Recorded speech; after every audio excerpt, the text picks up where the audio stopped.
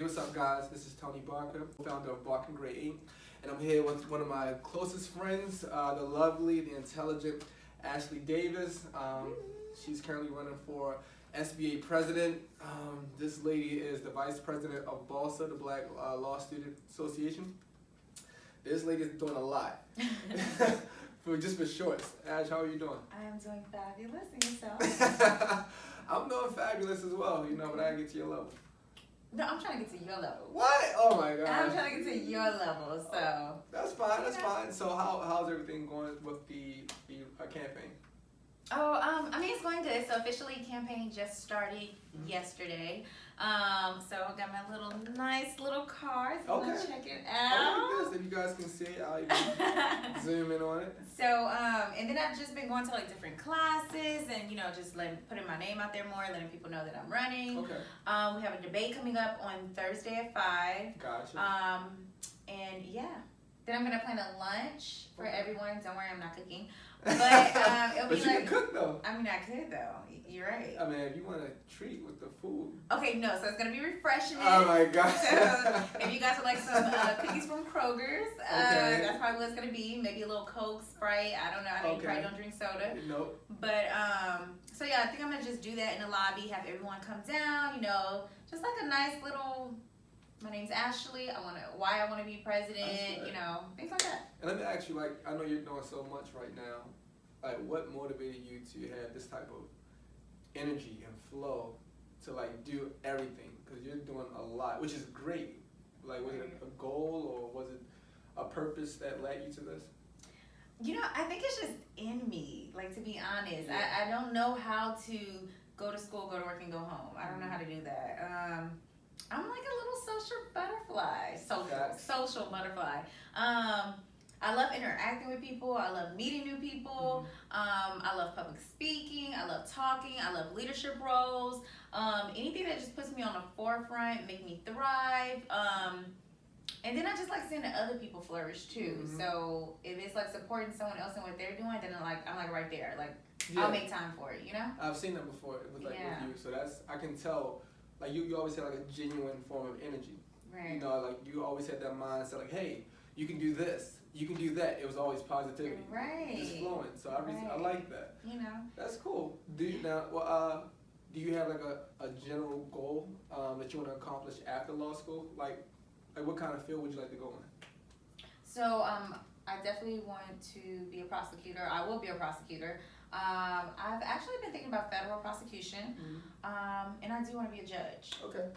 And why? So if things change, we'll see. But for now, so I used to work for Child Protective Service back in Houston. Okay. So I worked with a lot of juveniles. I hate to use the words taking juveniles from homes, but basically removing kids from abusive situations where they were being sexually abused, physically neglected, just all types of situations.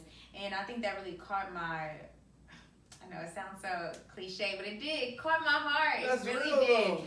And because of that, I seen that when I was placing them in different foster homes, people just really didn't care. It was all about the money. It wasn't really about the welfare of the kids, and it wasn't about putting the kids somewhere safe. It was putting them somewhere where in return, that agency would get more money, Yeah, so it was kind of more so they were just a meal ticket for them. Yeah, and so long story short, I just wanted to be on a different side of that and kind of advocate for kids in a way. I respect that. So being a prosecutor, I feel like I would be putting away people that prey on kids And I guess there's other reasons too. I worked with delinquent juveniles before, so I know some of the things that they've been through. And sometimes they're just a product of their environment, you know what I mean? And so I kind of want to, prosecute people who prey on kids. And it's not even all kids, they just prey on people, period, adults as well, So how would you, because I know that's a tough one because you're going to end up dealing with people who may be innocent or who are the kids that grew up the byproduct of that environment, but they end up growing up to be whatever, and they end up becoming a criminal. So how do you deal with your morals in an issue like that? That's kind of tough. Great question. You took a different sip. So I had to take another sip on that. So for one, I mean, you know, that, like you said, that's gonna be, yeah, that's gonna be tough. But I mean, my morals, like, you know, besides prayer and with the grace of God on every decision that I make, Yeah. I mean, it's really just making sure I do the right thing, making sure, you know, I just stay well grounded. Don't let any type of wealth or money change who I am. All my reasons to why I wanted to be a prosecutor in the first place, and just standing on that, just my morals, my background. I respect it. Yeah. You got it. I think you got it. I think, you know, when you're weighing in on the pros and cons of whatever field you're going in, Right. you have to understand. I think you have to understand that there's going to be positives and negatives, and Right. it's up to us to figure out whether or not we want to continue going in that field or take the easy way out and, you know, go somewhere else. Right. And I mean, of course, I'm going to do all that I can, because you always hear the stories about, you know, oh, 20 years later, so-and-so was exonerated, which, you know, Yeah. those stories are very sad. But as a prosecutor, stories like that also is going to make me work as hard times 5 as I can to make sure I'm not putting someone away Yeah. who's really innocent. You know what I mean? Yeah. So. I like the fact that you're taking that into consideration. Yeah. So with all of this, like, how do you have time for yourself? Do I make time for myself? That's I definitely do. Yeah. I definitely do. What's like your daily routine? So let's see. So I'm really big on mental health. So yeah, I must make time for myself, because I mean, you just have to. Like, I agree. I can't focus if I'm not. So daily routine. Let's see. First thing I do, I wake up. I get on my knees and pray. Great. You know, then just the daily morning hygiene routine, all of that stuff. If I'm going to class, then you know, come to class on time for the most part. And after class, I'm just saying. for the most part. And so then, yeah, after class, it really just depends. I try to not take naps, because if I do, I'm kind of like done for the day. So I kind of I try to stay on campus, maybe study, maybe take a quick break. When I go to work on Tuesdays and Thursdays, then of course it's just simply work, and then I get to my class work. So it just depends if I have class first or not. And then towards the evening, I try to get my gym time in, which to me is part of my mental health, because when I go to the gym, it's almost, as weird as it sounds, it's almost relaxing, you know? I agree. I go to the gym a lot. So I know it's like, it's cathartic. Like, it releases a lot of stress, tension.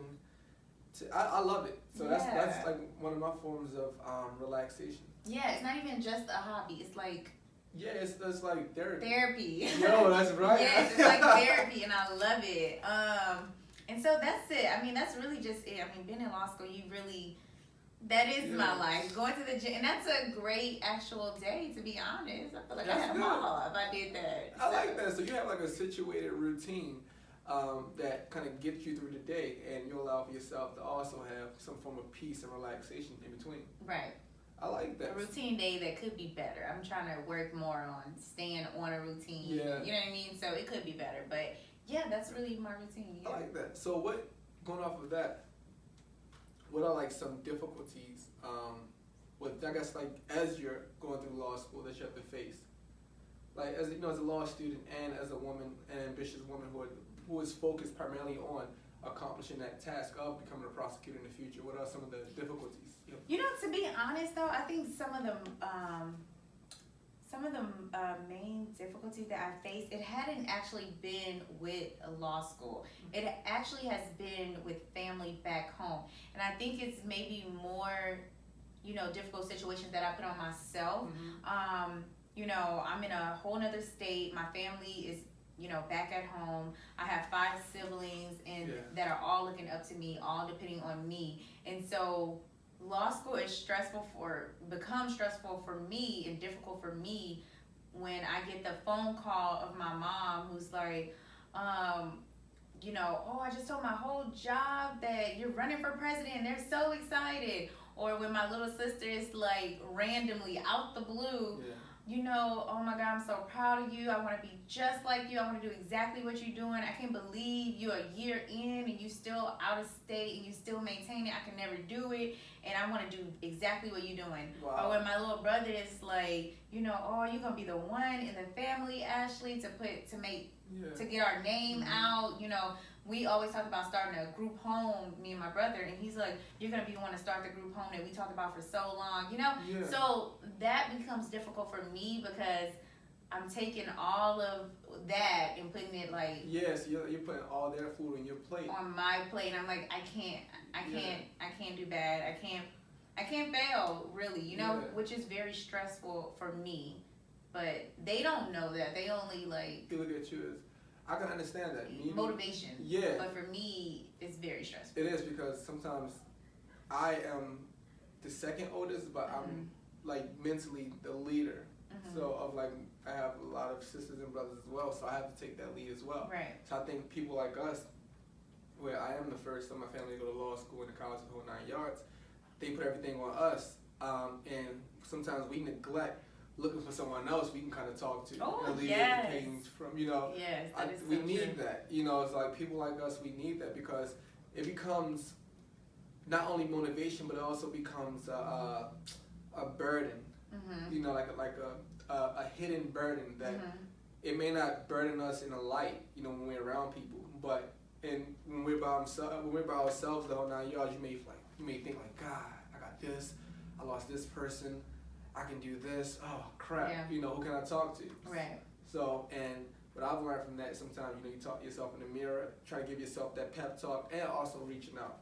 Right. Because I think the one thing that we don't do is reach out, because a lot of times we think we're the only ones going through it. Right. And there are other people who are going through it, or who have survived it and overcome it, that we totally forget about because we're so consumed with our own form of pain.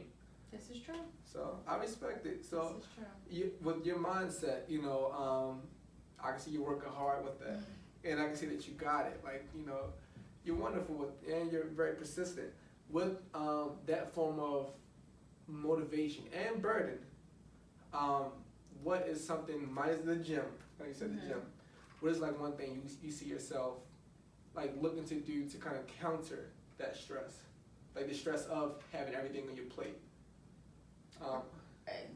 Prayer. That's Okay. that's like seriously. That really, prayer. That's it. I mean, talking to God. I talk to God 24/7. But like after this interview, I'm probably gonna talk to God. Like in the car before class, after class, driving to Walmart. Like I really put everything into God. All of my problems. Doesn't mean I don't stress, doesn't mean I don't worry, doesn't mean I'm always gonna be happy-go-lucky, but any lonely moment, any sad moment, even happy moments, even moments when I'm surreal, I just constantly thank God, praise God, worship.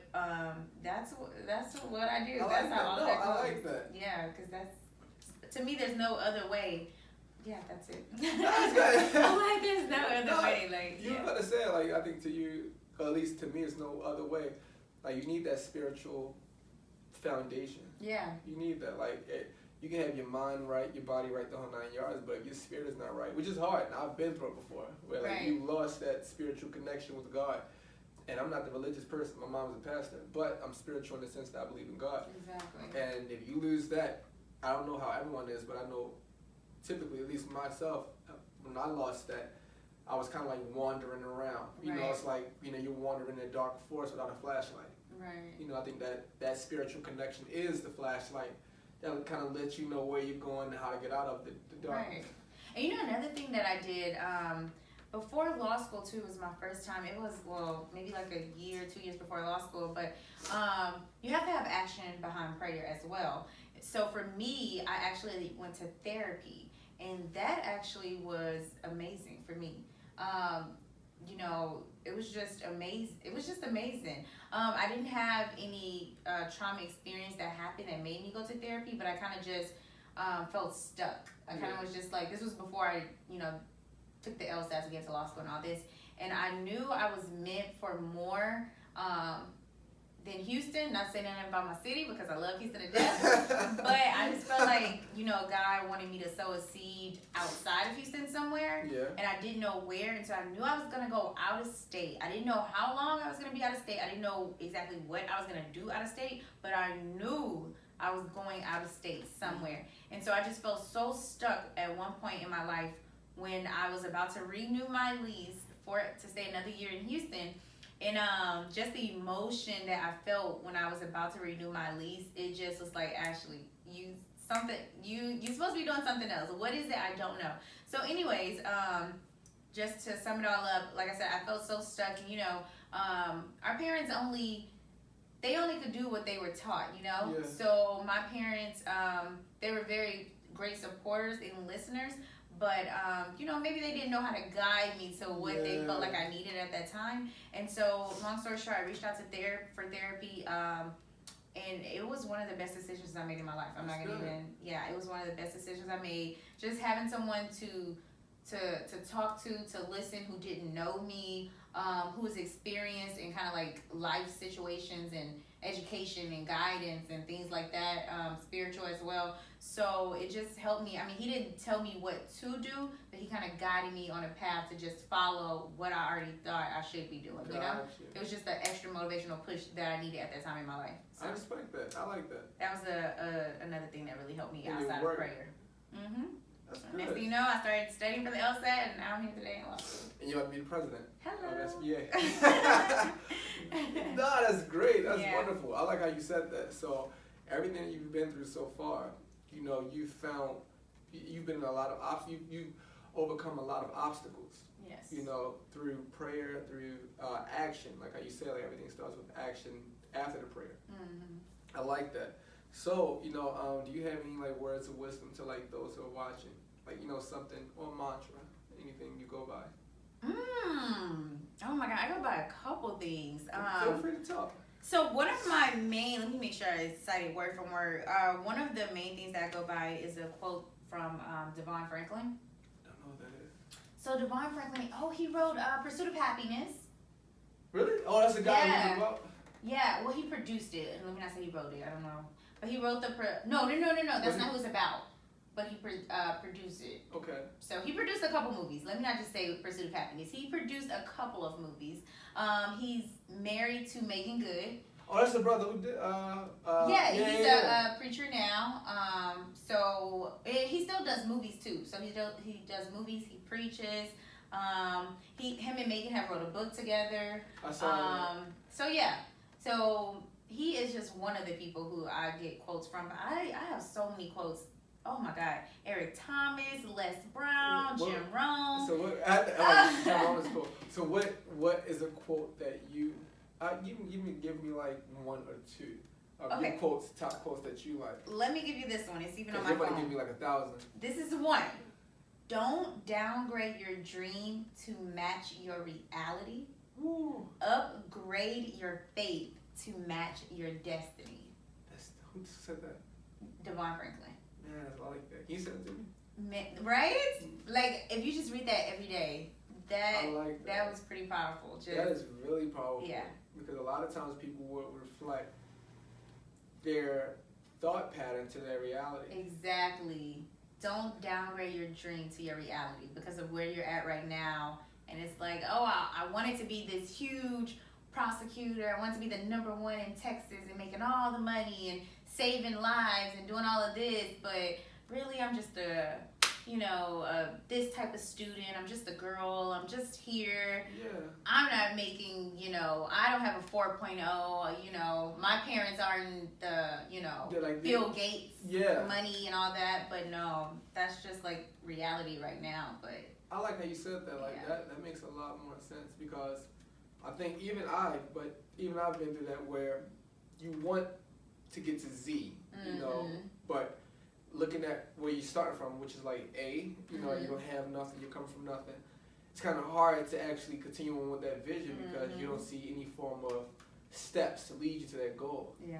But I like how you said that was dope. That was a good one. And then another one that I really like is God give his toughest battles to his strongest soldiers. Yeah. I'm talking anything that you're going through. Like that I haven't heard quote that in is good for years. anything. Anything. I like that. Yeah. So any obstacle I'm going through is just like, okay, I'm going through it for a reason. He chose me to go through this for a reason. Not a lot of people can have every family member in their ear while they're in a whole nother state trying to succeed and still push through, you know? So it's like, I agree with that because people tend to live. I did an interview with Ananta, and she had said something very similar. She was like, you being yourself, I believe, when you're yourself, you give other people the confidence to be themselves and to follow their dreams. Exactly. Because it's hard. I mean, I've missed my newest nephew, I guess you could say. I missed his birth. I missed my niece's birthday party. You know what I mean? I missed my parents' 30th anniversary. It's just so much that you're missing. But the fact that I'm out here doing it, I feel like it's a reflection for other people to look at it. Like, you know, other people couldn't see it, and I'm still going. It can give them the confidence to keep going. Yeah. I respect that. Thank you, Ashley. So we're going to close off on that. This is Tony Barker signing out, co-founder of Barker Gray Inc., Women Supreme with the future president, Ashley Davis. Peace. Bye. Thanks for having me, Tony. Yeah, I guess this is after. Yeah. This was great. See, you liked it, didn't you? I